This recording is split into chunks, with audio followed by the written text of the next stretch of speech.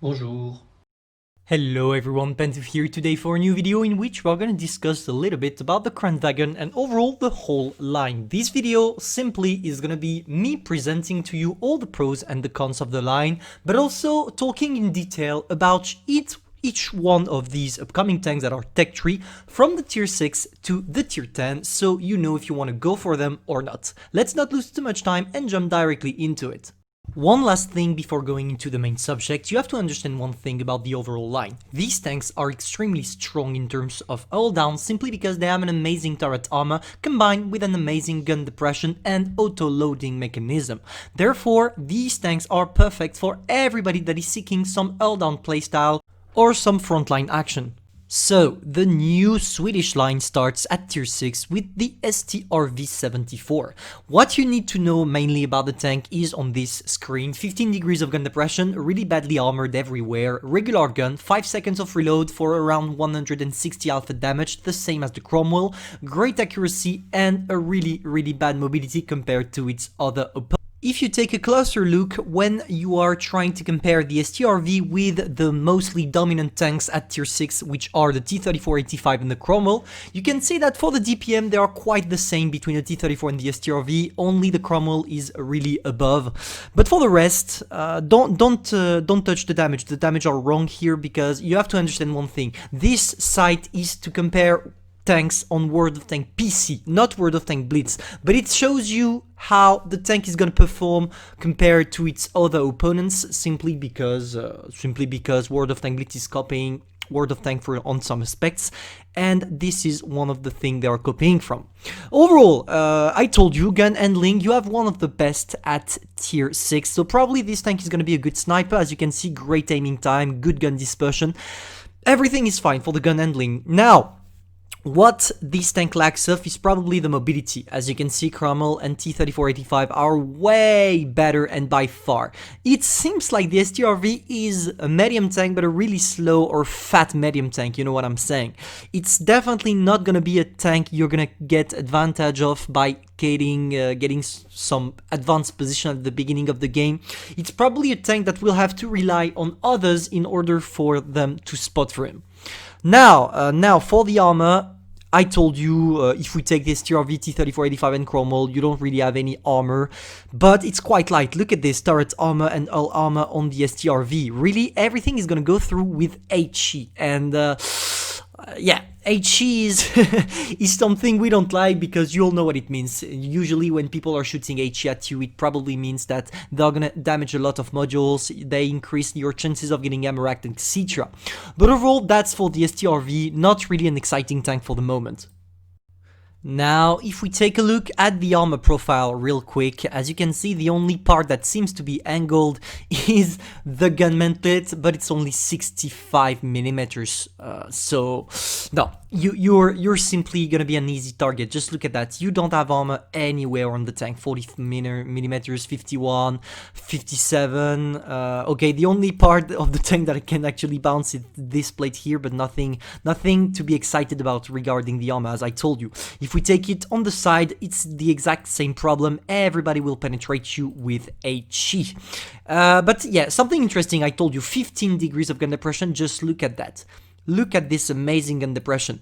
And if you try to angle it, if you manage to take a position where you show only your turret, everybody's still gonna go through, because the angling doesn't really affect your armor. So overall, a paper tank.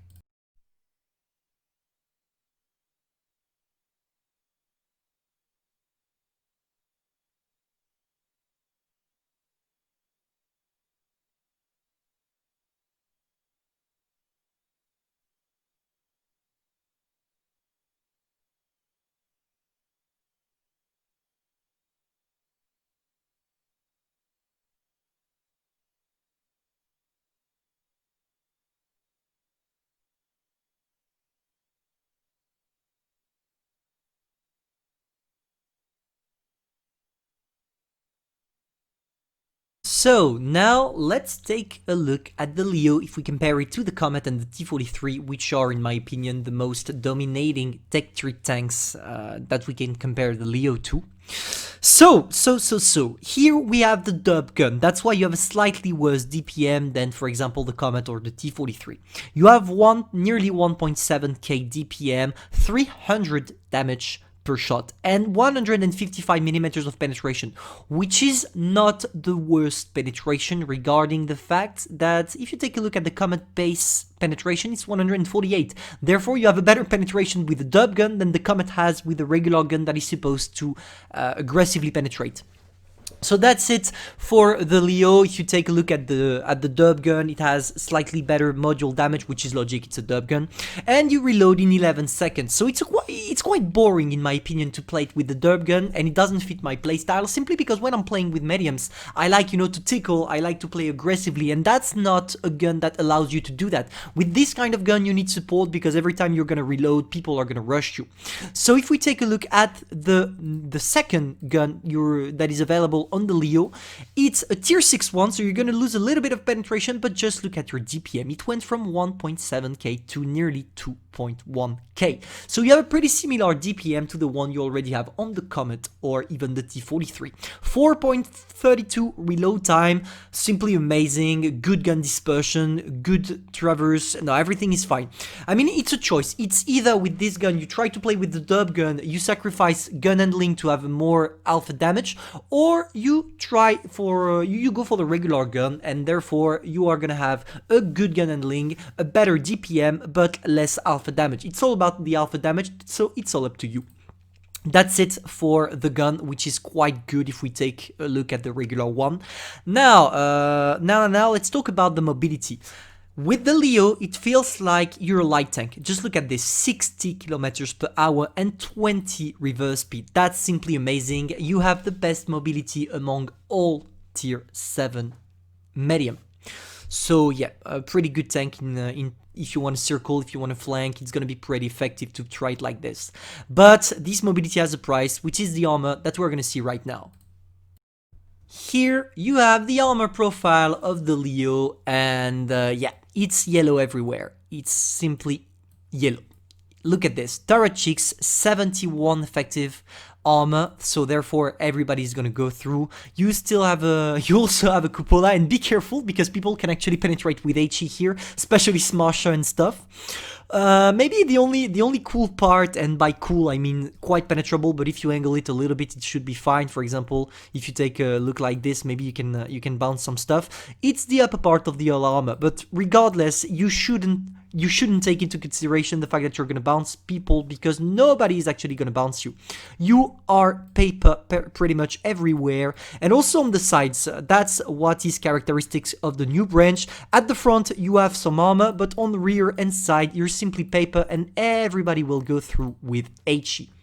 So now, let's take a look maybe at the armor if we put the tank at 10 degrees of gun depression. So we got it here. It doesn't change anything simply because the turret is rounded, so therefore not angled. But at least you will be able to bounce anything that tries to shoot there. But yeah, overall with this tank, don't try to brawl. Don't try to take shots. It's gonna be a peekaboo technique that you need to do. You need to go out, you poke, you put your shot in, all down on the ridge line like this, and you go back as soon as you shoot. I mean, you have a regular gun that will allow you to do that. If you play with the dub gun, it's gonna be a little bit hardcore for you to do well with the tank. So I would definitely advise you to play it with the regular gun to be able to do this playstyle and to do these techniques in order for you to do good games.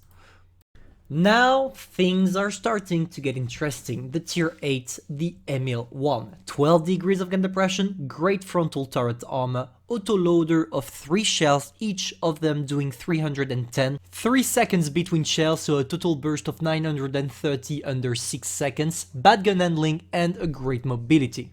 So here we are going to compare the Emil to the MX-5100 simply because both are autoloader and tech 3, and to the T-34 just to compare the gun depression. So if we take a look at the Emil DPM, as you can see, it's the best out of all these three tanks. Even if it says 360 alpha damage, because the tank in World of Tank PC has this kind of alpha damage, I'm pretty sure that in Blitz, in order for them to balance the tank, they'll put in the same alpha damage as the MX 5100, and it's 310. That's why I tell you that, by the way, that it's 310 and not 350. Even if it's still possible that Wargaming decides to go for 350 alpha damage, which could make the Emil I one of the most broken tank at tier 8. Now, for the rate of fire, we don't really care. I tell you, you have a clip. The clip reloads in 26 seconds in World of Tank Blitz. In World of Tank PC, sorry. So in World of Tank Blitz, it should be around maybe 19 seconds for 3 shells. And it's amazing, because if it's the case, we're gonna have some fun destroying targets. Now, Entra clip 3 seconds, these kind of things doesn't change, so yeah, in 6 seconds you burst your whole clip, which is quite good. It's not the best, but not the worst either. If, for example, you're facing a heavy, he shots, and after you go and you burst all your shells and you come back, you have the time to burst nearly 1k damage without taking a single shot in return, so it could be a good idea. Now, I tell you, the worst thing about this tank is probably the aiming time, and that's how Wargaming is trying to balance the tank. The aiming time is long, the gun dispersion is bad, especially when you're moving, etc. So make sure you're fully aiming before shooting your targets, otherwise you are probably gonna fail to penetrate or even touch the tank. For the mobility, one of the best at tier 8. Sorry for the dog barking, by the way, you must have seen a cat. But yeah, overall, for the mobility, it's fine. It's extremely fine, even if you don't have the best engine power. Look at this, 50 kilometers per hour at the front, and it's without having provisions, so probably that you can climb up to 55 and even 60. 60 maybe not, but 55, yeah, definitely. So you're gonna have one of the best mobilities at tier 8, sorry. And if you combine it with this DPM and the fact that you have an amazing and strong turret armor, you can take aggressive position and simply destroy the whole enemy team in less than 2 minutes.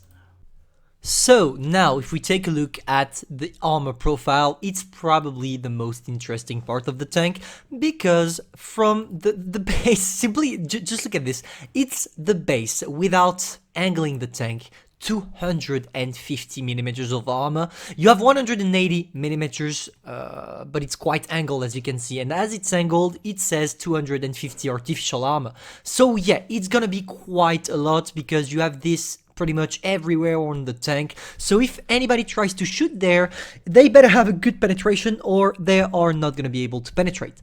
Now, it's even worse on the sides because it's quite angled. It's angled for you to be in all down position. Just look at this. Maybe I'm going to show you real quick the rest of the tank before showing you the gun depression. You have 226 millimeters of effective armor at the top, and of course you still have the weak spot, 188 millimeters, the lower part of the hull. But the most interesting part is if you manage to get your tank in a position where you can use your 12 degrees of gun depression. Here we are talking, look at this, 343 millimeters of armor. On the sides, 290.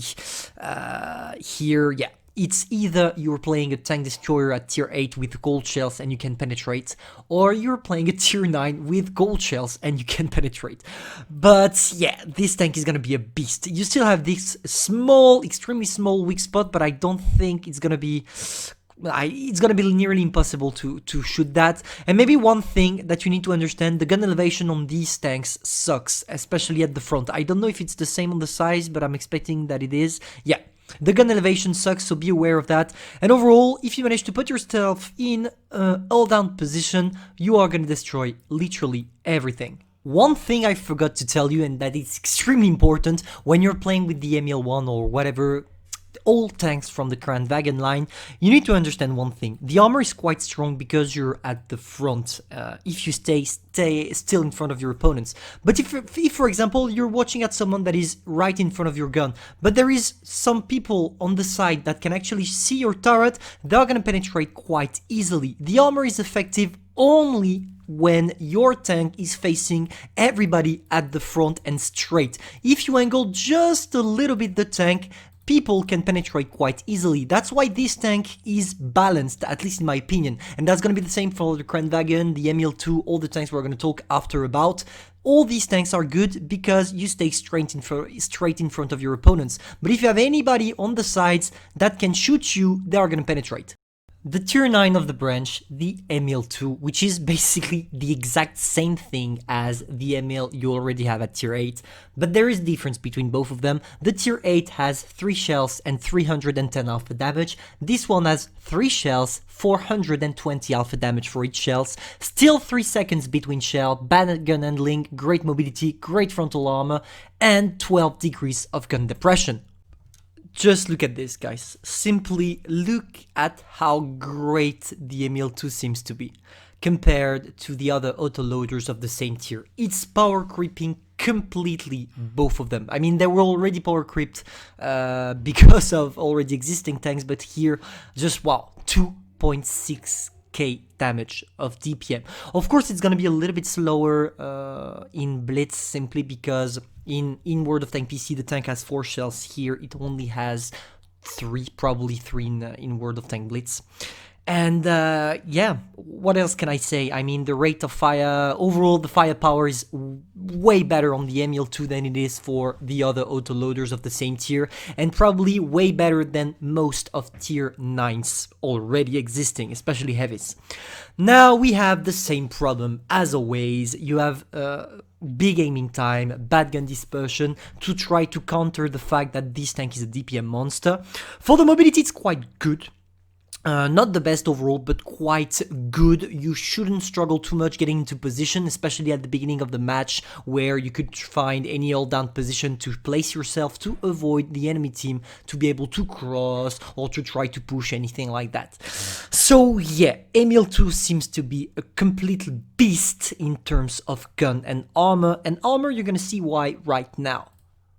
Look at that absolutely monstrous turret. Without angling anything, if you see the tank right in front of you, you have 350 millimeters of armor, not angled on the turret. If you angle it, it climbs up to 500. Nobody can penetrate this tank when it's in hull down. Nobody, even with calibrated shell combined with gold, it's impossible. The only way for you to penetrate is to be able to shoot these weak spots, and that's pretty much why they are here, I guess, even if they seem quite hard to penetrate in hull down, let's not lie, because let's face it, with Navy 1A3 or something like that, you're probably not going to be able to penetrate this kind of stuff. But yeah, just a beast regarding the armor. And unlike the Emil I, you don't have the problem of having side turrets, you know, the sides that are not straight armored and therefore that can be penetrated. Here, no problem. You have nearly 1000 millimeters of armor on the side. So yeah, it's a beast. It's simply a beast. It's gonna be quite hard to penetrate. Now, if we take a look at the armor profile, you have a pike nose that is already quite angled and quite good. I mean, everybody's probably going to penetrate if they want to, because you only have 220, and at tier 9 you're mostly going to face tier 10 and tier 9s that already have way better penetration than only 220, but if you're facing tier 8s you're probably going to be able to bounce things. You still have the weak spot, the original weak spot, the lower part of the hull. If we take a look at the rest of the tank, it's paper pretty much everywhere and everybody can penetrate with HE, except for the main difference between the Emil I and the Emil II is that you can't probably try any HEs on the side of the turret, except if you go for where the ammunitions are loaded, right there. And yeah, overall after it's paper completely. Now you still have the same struggle as the one you have with the Emil I, sorry.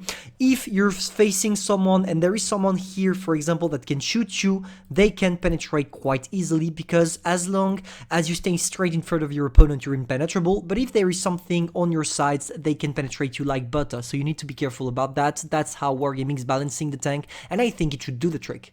And finally, after 20 minutes of video, we can talk about the tier 10, the Kranvagn. 12 degrees of gun depression, extremely effective frontal armor, quite the same autoloader as the one we already had on our little Emil II, the tier 9, but with a slightly better autoloader simply because the second between shells is not 3 but 2.5, which makes a huge difference because you're going to be able to put 1.1k damage in 5 seconds. Average gun handling and great mobility. This is going to be a mess simply because I'm expecting it to completely outpowered and power creep both the 50B and the T57. Just look at this. You have the DPM that is between the MX-50B and the T57EV, even if the T57EV stays the king. You have a worse penetration, but for only 5mm it's not going to be a problem, especially knowing that we have calibrated shells, so we can combine a calibrated shell with the Kranvagn to have an amazing penetration. The only difference is that MX-50B, for example, has 3 shells of 400 alpha damage. Here you have 3 shells but 420 alpha damage, which is going to make a huge difference. And mainly, the real main difference between the Kranvagn and the others, that is, in my opinion, what makes it an amazing tank, is probably the reload time. Out of all these 3 tanks, you are the autoloader with the fewer or the less reload time. You should have around 16, maybe 17 seconds of reload, but not that much. And that's why the Kranvagn is extremely strong. You combine the fact that you have an amazing gun with an amazing turret, and an amazing mobility, and yeah, you know what you have. You just put yourself in hull down and you just destroy everything that is coming through. Now, for the gun handling, you have a average gun handling. Before for the whole line it was really bad in terms of gun handling. You had to be fully focused. Here it's not a problem. You should have quite the same as the one you already have on the 50B or the T57EV, which is not the best one but not the worst either. For the mobility, an amazing one. You should be close to the 50B. Close to the 50B, which makes it one of the greatest tanks to take advanced position at the beginning of the game, because unlike the 50B, the Kranvagn can actually bounce shots in its turret. So if you try to find a null down position at the beginning of the game where you can snipe your opponents or brawl, do it, and you're gonna have great games. So that's it for the stats. Let's maybe take a look at the armor profile before leaving. And now you're gonna understand why this tank is gonna power creep both the T57EV and the 50B. This one is the only one that can simply say fuck off to every single tank in the game that can penetrate. If you don't angle 360mm of armor, so literally impenetrable for most tanks. If you put it 12 degrees of gun depression and you put it in hull down like this, it goes up to 530mm of armor, so literally impenetrable for everything you're encountering. So yeah, maybe as always we have the weak spots, which are both the cupolas, but if you wiggle just a little bit, or even you go back once you're finished shooting, it shouldn't be a problem for you to bounce. Now, if we take a look, you have a pike nose and you have around 240mm of armor, so probably that if you try to side scrape, it's going to be easier to penetrate, so be aware of that, especially when you're facing heavy 183s. Don't try to angle, stay straight in front of your opponents if you can't hide your hull. Now, same as always, weak spot, lower part of the hull, 200mm, that was logic, and for the rest, paper, so go for HE when you can. Literally, it's easy to penetrate. And as always, how to balance it, I tell you, if you're facing someone like this and there is another tank right there that can shoot you, he's gonna penetrate because everything is butter. That's pretty much how you want to play your Kranvagn. If we had to sum the whole line, you have to be all down, and you need to be sure that you don't have anybody on your sides. You need to be focused on only one guy and make sure this guy can penetrate you by hiding your hull. That's all you need to do with the Kranvagn, and I'm pretty sure that a lot of you are gonna try to get the tank simply because it's broken. I think, in my opinion, that it's gonna be broken. Anyway, hope you enjoyed this long video. I'm really sorry, but to do a whole preview of the whole line, it takes a long time because I have to discuss about a lot of things. If you enjoyed, feel free to subscribe, like, and share, and I'm gonna see you soon for another preview video that is gonna interest a lot of you. See ya, guys.